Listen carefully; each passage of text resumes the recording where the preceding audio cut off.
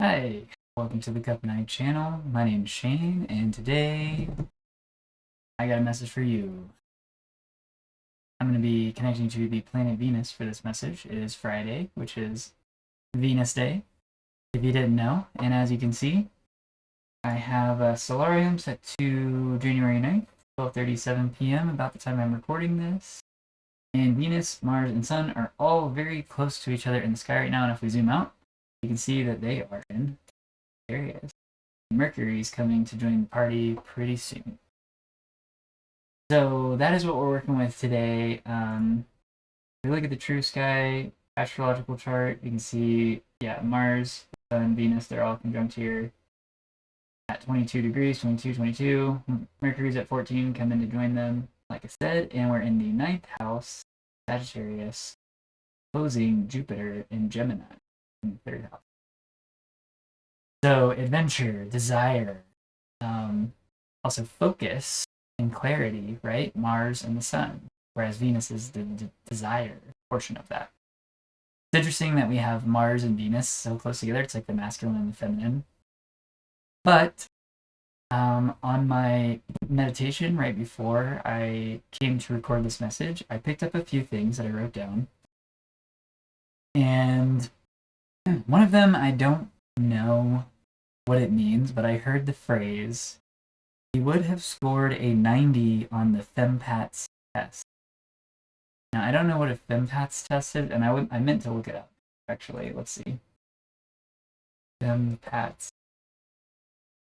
See if it is even anything at all.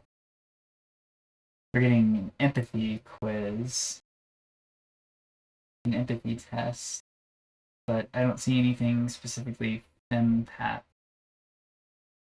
guess it kind of sounds like empath a little bit. We scored a 90 on the empath test. And I don't know if 90 is high on something like that, or maybe this is something that's just not online. I don't know. Either way, could mean something to you or not. I don't know. I don't know what it means. I was seeing a scorpion and a bat, so it immediately made me think Scorpio, which is interesting because we don't really have anything going on in Scorpio right now. But the scorpion and the bat came pretty close to each other in my vision when I was meditating, and it made me think of this Pokemon. Because it's like a scorpion, right, and a bat combined. It's actually a really cool Pokemon.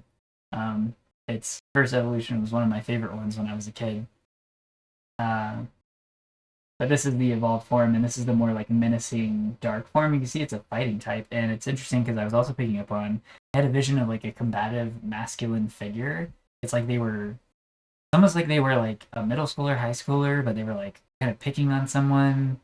Like this other person was just trying to like read or something, and they would like push them or like try to wrestle with them, and the other person's just like, stop, I don't want this, you know, like leave me alone. Which is funny because we have Five of Pentacles on the bottom of the pre-shuffle, and this is definitely a leave me alone, go away, get out kind of energy from that sense. And yeah, like I said, it's like younger energy. Six of Cups too underneath that. I didn't even see that before. So yeah, this combative energy. I'm also getting that this may be part of a cycle. I was picking up on a dryer. I'm actually doing some laundry, but the dryer popped in my head, and then I was thinking of the cycle, and I thought spin cycle. So also maybe like a spin class could be relevant to you. Maybe you go to a spin class, or something happened at a spin class that was important one time. I used to go to one that my coworker was.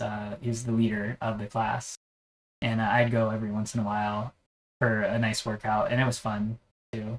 We'd listen to music and just be like, sweating, pushing as hard as we could. But yeah, so that's what came through on the meditation.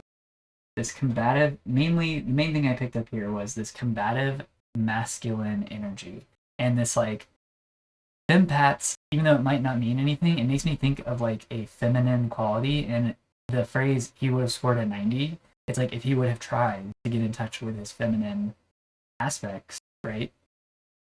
Empathy, right? Yeah, it kind of does go together, I guess. Then he would have scored really high. But it's almost like whoever this figure is, whether it's you or someone else around you, like they didn't even try. They didn't even try to get in touch with that side of themselves. So, you know, maybe 90 is a really high score. 90 out of 100, that's really good. Right? All right. And the other thing I wanted to point out before we start drawing cards, doing other things, is on the archetypes, I had 3 of these fall out while I was shuffling. One was the thread. So there's an ongoing story here, or something that you're following, hanging on to. The ocean and the bridge. These all fell out together. And it kind of painted a picture for me. I had this image of somebody like a bridge over the ocean, right? And there's this rope hanging from the bridge, and somebody's like trying to climb out of the ocean up to the bridge to make it to safety, right? So they don't drown. And it's like, yeah, there's somebody who's like dangling by a thread, pulling themselves up out of the depth, right? To come back to like dry land.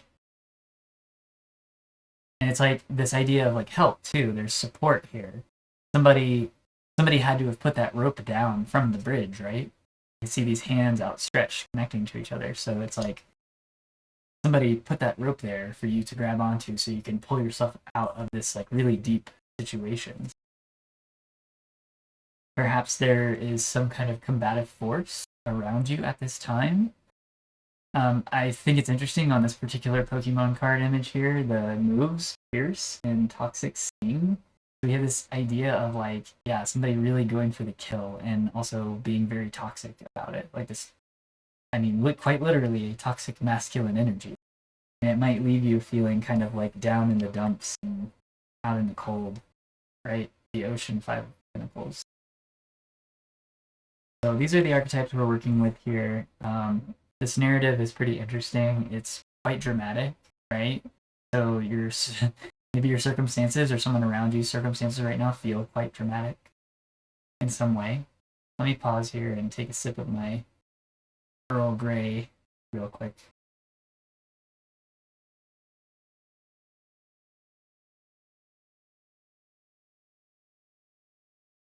But whatever's going on here, it's something to behold. We have agape too on the bottom. And this is like shock and awe, like something to be amazed by, right? So there could be a situation that is very like, oh, once either maybe people don't know about it, we'll see. We'll go a little deeper here, but let's get a saying here. Spirit, please give us the most relevant saying for this message today. Thank you very much. If I've told you once, I've told you 1,000 times. Yeah, this is a combative energy, right? It's like, and this is almost like the defensive response. Like I was saying, it's like that bully that's like messing with somebody who just kind of wants to do their own thing. They're not really trying to play or wrestle or whatever. And it's like, I told you, I'm going to tell you one more time, and I've already told you 1,000 times, I don't want to do this. I don't want to wrestle with you. I don't want to fight with you. I'm doing my own thing right now. Leave me alone. And it's like the other person's just not getting it. Maybe they're feeling like you're leaving them out in the cold because you're not connecting, right? This is a representation of a connection here. You can see one person handing this other smaller figure a cup here, but it's like, you don't want this cup. You don't want what they're trying to give you. You're just like, no, I don't want it. Go away. Let's get a figure here. Yeah, this goes perfectly with this like toxic energy, right? It's just like, I mean, that skull says it all. It's just like maybe you're feeling like, oh my god, like you're the skull just kind of like sitting there like, leave me alone, I'm dead. Go away. There is no life here, bye. Yeah, and this is kind of that like, once again, being left out in the cold, kind of sickness energy. You're sick of it, right? That's what I'm picking up, like you're sick of something. You're just sick of it. All right, let's get some nouns and then I'll draw some cards. Not nouns, nouns. All right, I'm just gonna leave it at 12, and we're gonna start with the 9th house, so number 9. Yeah, okay, so this is currently going on. This is the current situation. The 9th house is all about expansion and adventure, and like also being very focused in this kind of like trying to go out. So maybe it's that you are trying to start this new part of your life, this new adventure, right? You're You're pulling yourself up out of the ocean with some help, mind you, whether this be from actual people or on the spiritual level, your spirit guides, if you believe in such things. Um, However, the help comes from you. Like you're being helped out of these depths that you've been in. But there's this energy that's like nagging you on the way up, right? Let's also take a look at the third order, okay? Because this is what's opposite the ninth house, right? Opposite Sagittarius, Gemini. Yeah, it could be somebody pretty close to you. Gemini, the third house, can often represent like siblings, very close connections, right? Even really close friends or people you've known for a very long time that may be kind of like family or are actually family. Yeah, that's interesting. The border. There's a barrier. Yeah, making me think boundaries. Also, bridges, what do? They cross borders. So there's this bridging. Maybe if this isn't someone you can think of actively in your life right now, it could be that they're going to be reaching out to you. And it reminds you, right? Yeah, Six of Cups. You may have left them behind, Pentacles, but now they're trying to reconnect. Six of Cups. And you're just like remembering how they're this, right? They're this very combative, toxic, piercing energy that you just, it seems like you don't want it. You don't want it, you want to be free from it, right? Full. Yeah, you thought this was over. Ten of Swords and Ten of Wands. Energetically, mentally, you thought this was over. Yeah, the Devil. Yes. The cards are just very much confirming it. Yeah, you're very much in tune with your intuition. You've taken a new perspective on things. You've gone through lots of confusion and disillusionment, and you come out on the other side very victorious.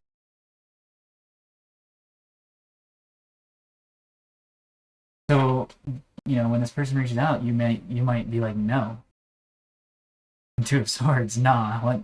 Like, hold up a minute, pause. Let me think about this. Oh yeah, I remember now. No thanks, I'm good.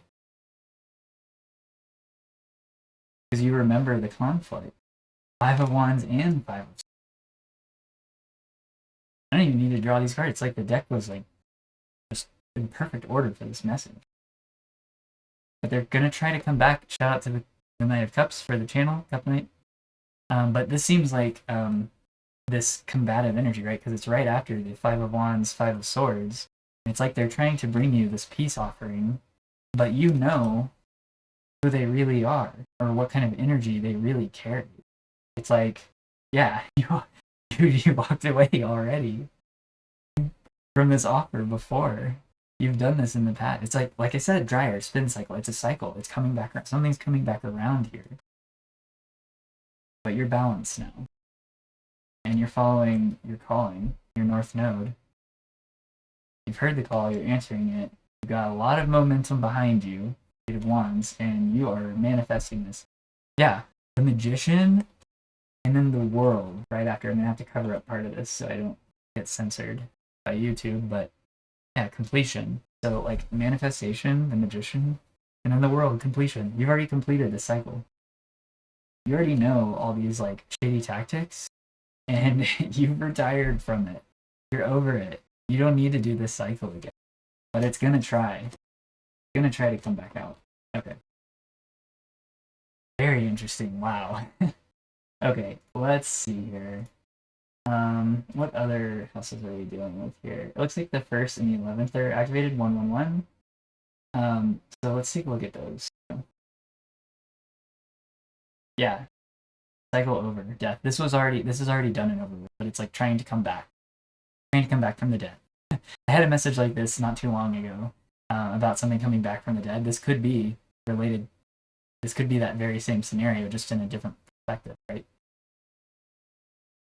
But yeah, let's see. So first house, we have time. Yeah, time. Like I said, cycles, right? Time is kind of cyclical. Pause for a second here. Cheers.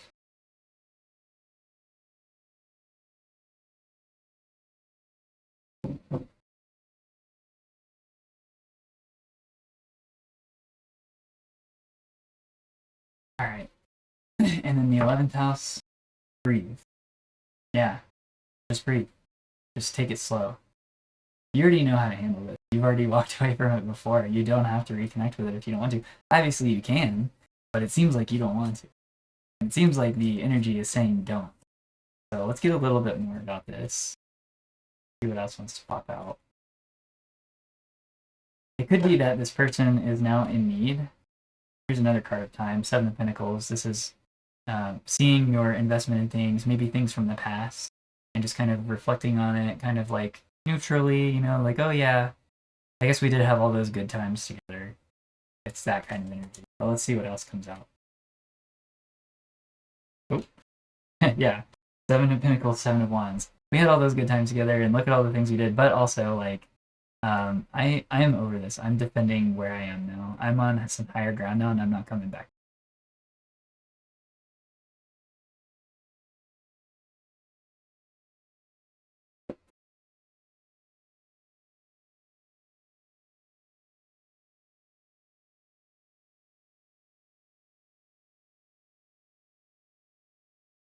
I was seeing some sevens in my meditation too, but I thought, you know, I don't need to bring it. Everything is, if you can recall something from a meditation or a dream and you write it down regularly, write it down. It's important. I knew I should have written the sevens down because now we have two sevens back, right? So let's take a look at the 7-2. And yeah. The 7th house is the other. It's the mirror, right? It's everything outside of the self. That's how I view it. So yeah, it's like somebody looking for a hand. They're looking for help. They're looking for, I'm seeing it now. You have climbed out of these depths, right?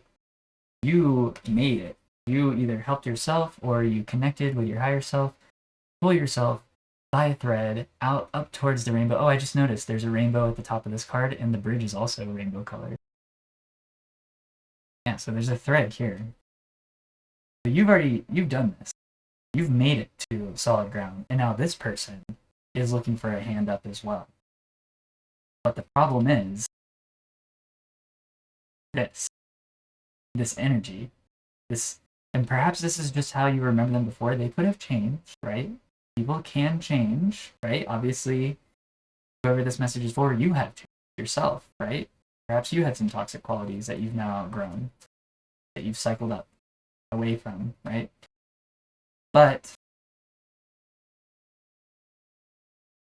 yeah, it's like they're looking for a hand here, trying to catch their breath.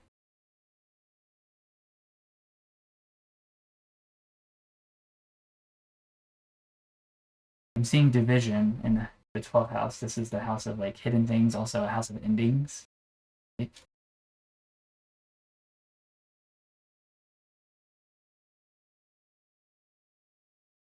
Okay, well, got a lot popped out here. Five of Wands again, Five of Cups. Yeah, conflict, sadness, somebody's conflicted, they're depressed, they're looking for new opportunities. Perhaps they're going to come at you with an offer. They're looking for stability, or they're trying to essentially offer you something that seems stable, but I would be very critical about it, be very discerning, right? I'm not saying that it's not a stable offer, but given this like toxic masculine fighting energy, you know, be careful, protect your feminine side, right? The Empress. Yeah, Page of Cups. So it's like Pentacles and Cups. It's an offer of love that is something like material, maybe like some kind of opportunity to work together or something like that. Yeah, coming together, the Hierophant, joining together. Can represent a card of marriage, right? Joining two things together. And not, it doesn't have to be like marriage, right? But it's just like contract or something like that. Institutional, even something official, legal. Yeah. Knight of Wands on the bottom. It seems like this person is highly motivated to come towards you, for sure. Yeah, with some kind of love offering that has some physical component to it, some material component with the Pentacles. But you're tired. This relationship, whatever it is, this connection is exhausting for you. Nine of Wands. They are from your foundations. Potentially, I mean, this really does seem like it could be family, or somebody who was once very close.